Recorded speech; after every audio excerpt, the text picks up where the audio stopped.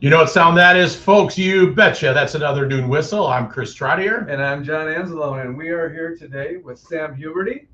How are you? I'm doing really good. Good. Good. Sam's the owner of Wisconsin Dance Theatre, which is out of the Heartland-Delafield area, correct? Yep. And not only is he a business owner now, but he is still a professional dancer, and he I forgot now what do you call it? Guesting. You still do guesting. I still do guesting. If someone gets hurt in a show, they may call you and say, you need to be in New York? Yeah. We'll so a lot of what happens is, there's a lot of money that goes into shows, and if somebody gets hurt last minute, it can be a really big issue, especially if they don't have an understudy. So what they'll do is they'll usually it'll be usually through people that you know. I'll get a call and they'll say, hey, are you free on this day? And then of course I'm free, so they'll send me a video, and then I'll learn the thing sometimes on the plane, and then we'll get there and get off the plane. You've got like anywhere from 24 to 72 hours to meet your partner, get everything ready to go, and then you do the shows, you get back on the plane and fly back. Wow. So it's a lot of fun. I'm looking forward to talking about your professional career, but before that, you were an Elkhorn student, correct? I was, yeah, absolutely. I was in options when it was like in its infancy. 2016. You may have been the first graduate, right? We think. It was pretty close. Very possible. Yeah. I'm not 100% sure, but yeah, I remember at graduation I got this really cool medallion. I still have it. I actually framed it in like a ship, but it had like a rocket ship on it because I was one of the first participants in the program. And it was such a cool program because it allowed me to. Because at the time I'd left home when I was 16 because I wanted to learn how to do this for a job, and I had an opportunity to move to Fort Wayne, Indiana, to work with Fort Wayne Ballet and their academy, so that I could kind of start getting used to what we had to do. And options allowed me to stay in my high school education, so I didn't have to try and take like a GED and graduate early. Sure. So I could. So it was really cool, because otherwise then you have to like try and move there when you're 16 years old and then go to school in a new state. Or even like try to homeschool, right? To go, Yeah. I'll send for a program and I'll try to do this. Like you were kind of a trailblazer at the same time Elkhorn was being a trailblazer. Well, yeah, right? and I think what's really cool is I'm just thinking about fast forward to now. I mean, here we are 8-9 years later, right? 9 years later, and you're thinking about the Vukovich family, right? AJ Vukovich did kind of a similar situation. Now he's with the Diamondbacks. We have people at options right now in equine, volleyball, who are just tennis, who are looking to train and find that opportunity, but still have a connection to the school district. So it's really cool that we could tell that you're telling this story, and it's hard to believe we had that going out of 2016. Pretty incredible vision. Well, I think what we need a picture of you with the medallion. I'll find it. I have and so much like when you walk into mansions and stuff, there's the owner's picture. We'll put you in options as the first graduate. Yeah, we need to blow that one up, right? Yeah. Well, if I can find it, it might be. I think it's in storage in a bin in the basement. I'll pull it out because we moved, so like all my stuff I haven't fully unpacked, but I'll pull it out and maybe we bring it to the show and we can do. I love it. That'd be great. Yeah, that would be really neat. That'd be really neat. So how do you when you reflect on that experience, because Elkhorn was new to this kind of options experience, how would you communicate your experience to someone if I said, what did you do? How did that work? It was a ton of fun, actually. I had a blast, because I always think I love being involved in things that are new, and chaotic is the wrong word, but like in their infancy, because there's so much to learn and so much to figure out. Like I feel like they got a grip on it really fast, because like within the first 3 months, all of a sudden we needed test proctors. Because the first while things were getting set up, it's because online schooling is still really new, so we had so much stuff that was going on, and it was taken care of so well. Like if we needed anything, we would just email in and they'd be like, oh, well, let's find a solution. Like, let's make it work. I was able to do AP courses too, which was amazing. They made it really easy for me to be able to sign up and come back and take the AP testing, which was really awesome, because we were like in the middle of shows and stuff, so it's really hard to so they made it possible to we trained anywhere at the time. It was like 8 to 10 hours a day. So you're there like all day, and then you have to do school as much as you can, and yeah, it was great. I mean, they figured out too that because what we were doing was so physical that like we had to get gym class credits. Oh, so they did an eval of what we were doing in training, and they're like, yeah, just you have to write like I had to write like papers and stuff on it to get the credit, but they were very flexible with what we were doing to allow us to be able to go and pursue something like that for so many hours a week, and it was awesome. Yeah. It was a great experience. And this allowed you the opportunity to become a professional dancer, correct? It's like, where were your travels? Yeah, I was saying, yeah. Where did it go from there? So after options, I stayed with Fort Wayne Valley for 2 years, and then we looked at trying to get a startup going, a startup company, and it just didn't really quite catch. And so then I ended up down in South Carolina, and I worked for South Carolina Valley for a couple of years, and it was a ton of fun. I had a really good time, made a lot of good friends down there, and then I had this opportunity. There's an opportunity in there because your companies, you take breaks intermittently.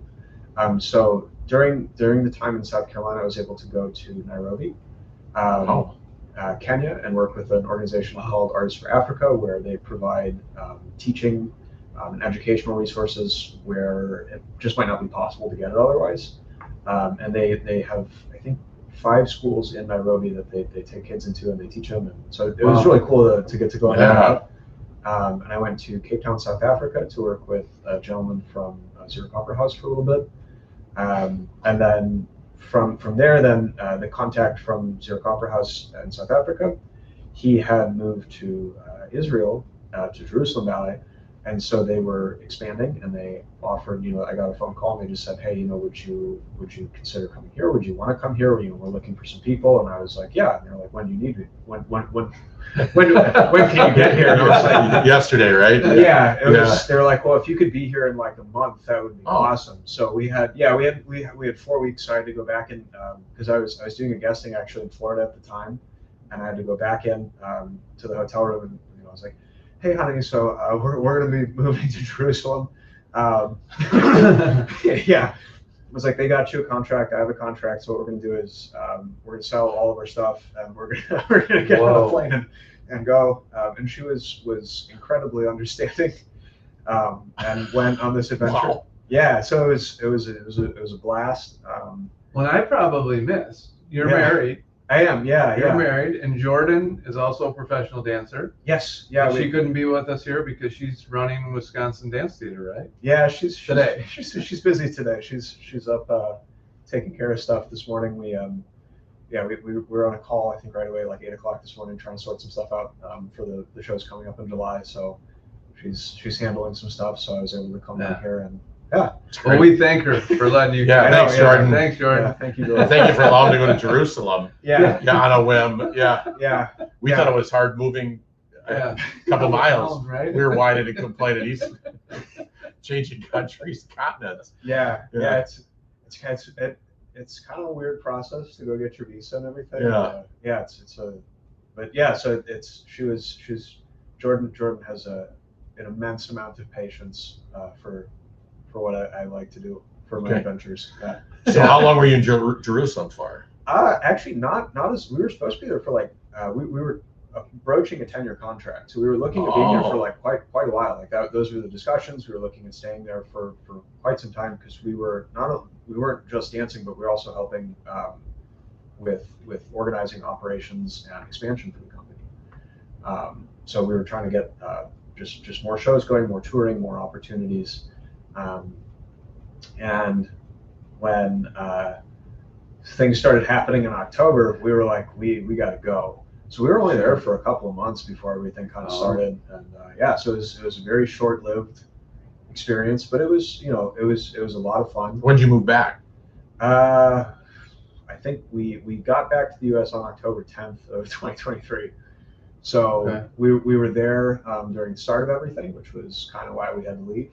Yeah. Because we got a notice from the embassy that was just sort of the U.S. embassy was like, if you don't need to be here, you should go.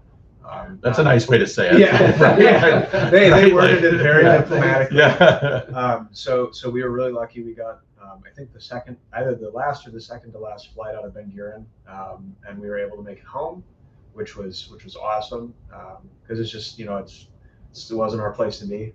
So, and then we took, I had a couple job offers. I actually, was kind of funny when we had a layover in Dublin, and I had 2 phone calls while we were on the layover, because it was like international news. So friends were calling and they were like, "Hey, just so you know, you have a job here if you want." Wow.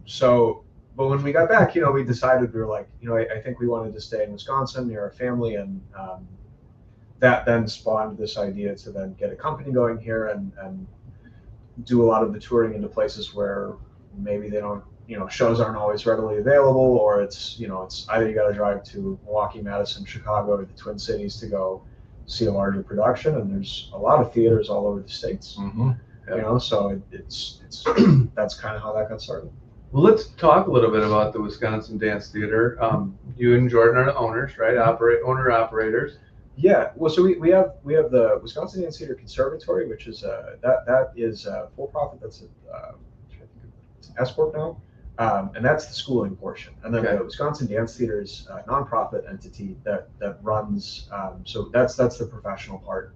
Gotcha. So most of your professional companies are nonprofit. Okay.